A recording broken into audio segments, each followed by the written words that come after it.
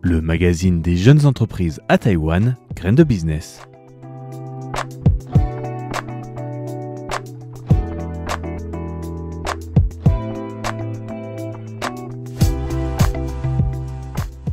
Bonjour et bienvenue à tous pour ce nouvel épisode de Graines de Business. Vous êtes en compagnie de Valentin Floquet, comme tous les jeudis, pour vous parler d'entrepreneuriat et d'innovation avec les hommes et les femmes taïwanais principalement, ou qui sont à Taïwan pour faire que la tech taïwanaise évolue et avec plein d'idées entrepreneuriales très différentes.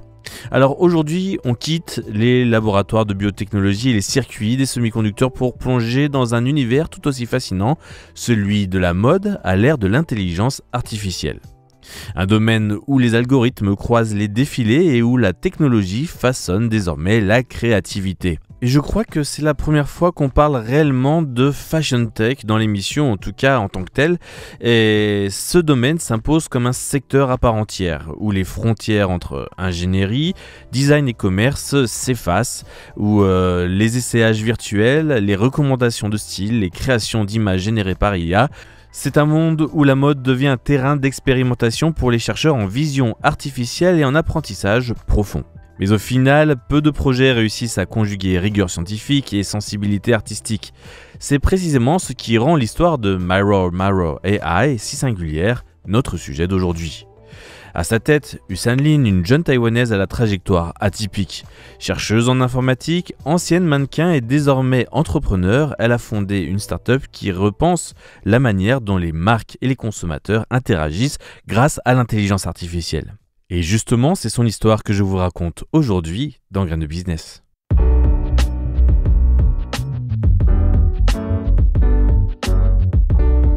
L'histoire de Husan Lin, cette jeune taïwanaise, commence en 2018. Elle n'était alors qu'une doctorante parmi d'autres à Palo Alto, aux États-Unis, dans la Silicon Valley. Chaque matin, elle s'installait dans un café appelé le Café Venetia, un endroit où étudiants et ingénieurs se croisaient entre deux cappuccinos et des carnets de notes remplis de formules.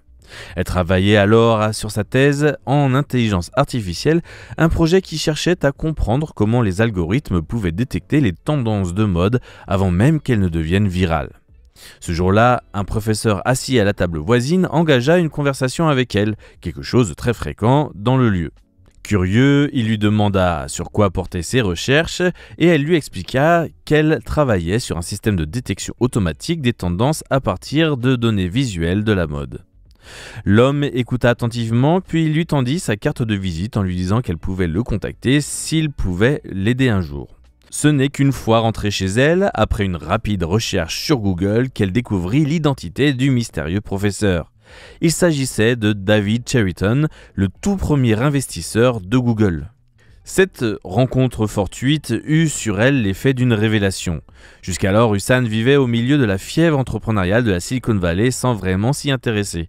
Elle entendait chaque jour dans les cafés de Mountain View des discussions de levée de fonds, des pitchs improvisés, des rêves de licorne et des rachats spectaculaires, mais elle n'y prêtait pas attention. Mais ce jour-là, toutes les discussions passées qui faisaient son bruit ambiant quotidien tonnèrent comme une révélation. Et c'est là qu'elle comprit qu'elle se trouvait au cœur d'un écosystème unique et qu'elle n'en profitait pas. Cette prise de conscience allait changer sa trajectoire. L'amour de Husan pour la mode, lui, remontait à l'enfance. Petite, elle découpait les pages des magazines, fascinée par les silhouettes et les couleurs. Étudiante, elle participa à un défilé sur son campus, un moment anodin en apparence, mais qui éveilla en elle une passion nouvelle. Elle se découvrit à l'aise sous les projecteurs, à la fois impressionnée et stimulée par cette énergie scénique. Portée par cette expérience, elle tenta sa chance dans l'un des plus grands concours de mannequinat de Taïwan et fut repérée par l'agence Catwalk. Quand ses parents découvrirent par hasard sa photo dans le journal, ils furent surpris, presque déstabilisés. Finalement, elle mit fin à cette parenthèse, mais resta attachée à cet univers où l'esthétique et la rigueur se mêlent. Pourtant, à 22 ans, Husan choisit une voie plus académique. Elle voulait continuer à apprendre, approfondir sa compréhension du monde technologique. Et dans ce cadre, elle obtint une bourse complète pour poursuivre un doctorat à l'université de Pennsylvanie. Là-bas, elle découvrit l'immense potentiel des algorithmes d'apprentissage automatique.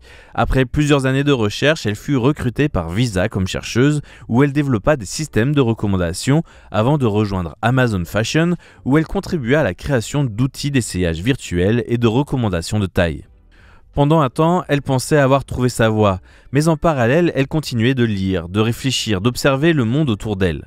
Un jour, elle tomba sur le livre Bad Blood, consacré à l'affaire Theranos et à sa fondatrice, Elizabeth Holmes. Ce qu'elle apprit la frappa, Holmes fréquentait les mêmes cafés qu'elle à Palo Alto.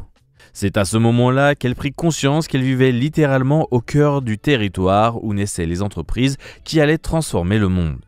Ce sentiment d'être au bord de quelque chose de grand sans encore y participer fit naître en elle une forme de frustration douce, une envie de s'impliquer à son tour.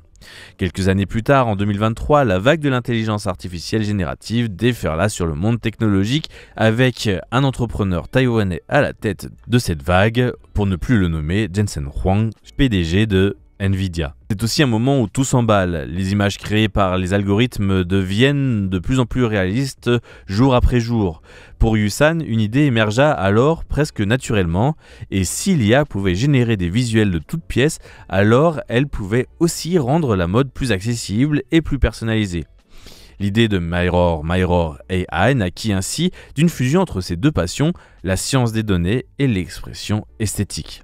Son ambition initiale était simple et audacieuse, créer une application de magazine personnalisée où chaque utilisateur pourrait se voir à la une dans des tenues qu'il aimerait porter. L'outil recommanderait des vêtements à acheter, proposerait des associations et jouerait le rôle d'un styliste numérique. Convaincu de tenir une idée révolutionnaire, Yusan quitta son poste et lança officiellement sa start-up en mai 2024. Mais l'aventure entrepreneuriale ne tarda pas à confronter à sa première réalité brutale, comme beaucoup d'entrepreneurs et beaucoup de créateurs de start-up. Les images générées par les premiers modèles d'IA étaient décevantes, parfois déformées, souvent peu flatteuses. Elle avait fait appel à des étudiants de l'Institut de la mode de New York pour tester la plateforme, mais le résultat ne correspondait pas à ses attentes. Elle se vit même contrainte de présenter des excuses aux premiers utilisateurs. En parallèle, les investisseurs qu'elle démarchait restaient sceptiques. Certains trouvaient l'idée séduisante, mais pas suffisamment solide pour justifier une levée de fonds. C'est à ce moment-là qu'elle comprit qu'elle avait conçu un produit pour elle-même et non pour un marché réel. Elle prit aussi conscience d'une erreur de débutant, n'avoir cherché des retours qu'auprès de ses proches, des personnes bienveillantes mais peu objectives. Ses premiers échecs l'obligèrent à repenser sa stratégie. En observant le marché, elle réalisa que les opportunités les plus solides se trouvaient du côté des marques et non des consommateurs. Elle décida alors de repositionner Mirror AI comme un fournisseur de solutions technologiques pour les professionnels de la mode.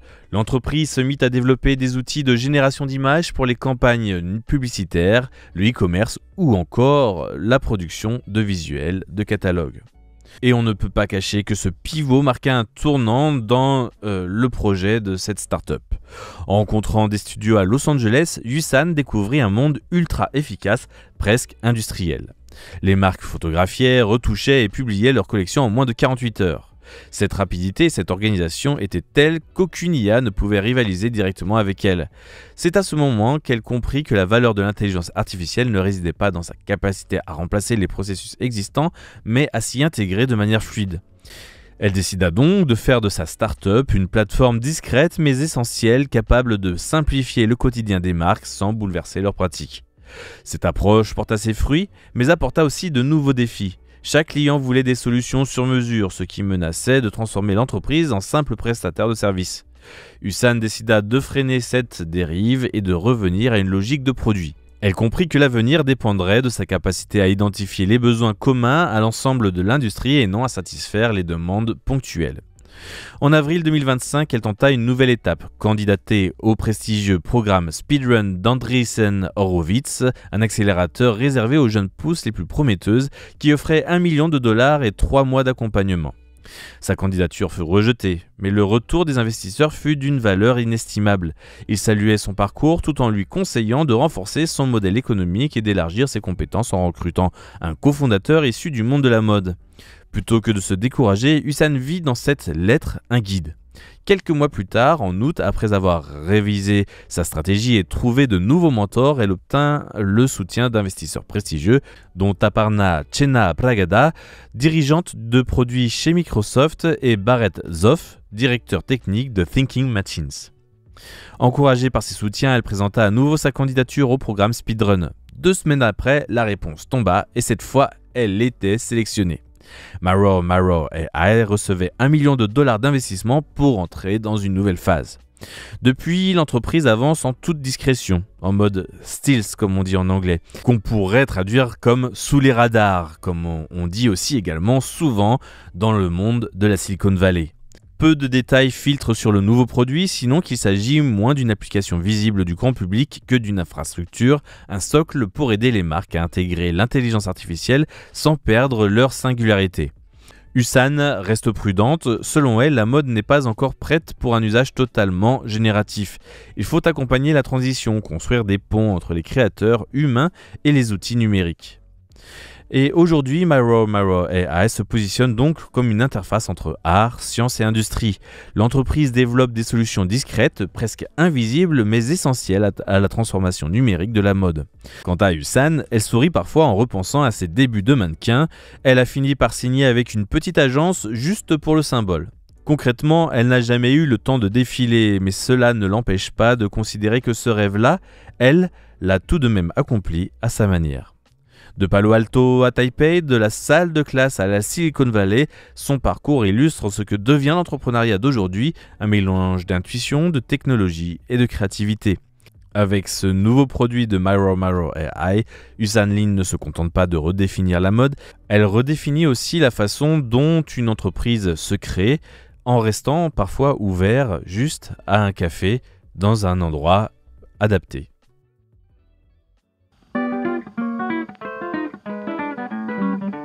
Voilà donc pour ce nouvel épisode de Graines de Business. Merci à tous de l'avoir écouté. Vous étiez en compagnie de Valentin Floquet sur Radio Taïwan International. Ce mois-ci, les émissions seront hautes en couleurs parce qu'il y aura notamment le HHTD, la keynote de Hong-Hai, autrement connu sous le nom de Foxconn, mais aussi le Meet Taipei, le plus grand salon de l'entrepreneuriat à Taïwan. On se retrouve donc bientôt pour plein de nouveaux contenus et en attendant, je vous souhaite une excellente journée.